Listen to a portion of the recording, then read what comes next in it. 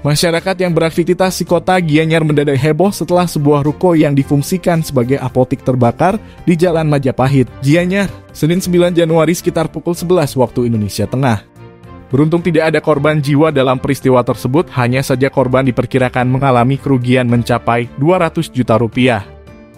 Berdasarkan informasi yang dihimpun di lapangan, peristiwa itu bermula ketika sekitar pukul 11:20 waktu Indonesia Tengah seorang saksi melihat asap yang berasal dari lantai 2 apotek Sehat Pharma yang difungsikan sebagai gudang penyimpanan obat dan kursi roda.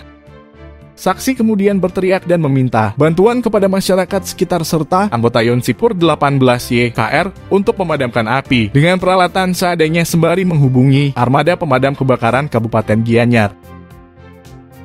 Tak berselang lama, 4 unit armada damkar Gianyar dengan kekuatan 6 regu tiba di lokasi dan langsung memadamkan api. Masyarakat yang beraktivitas di sekitar TKP pun geger dan sempat dibuat panik. Kapolsek Kota Gianyar, Kompol Iketuto Miyasa yang dikonfirmasi terpisah membeberkan peristiwa kebakaran tersebut.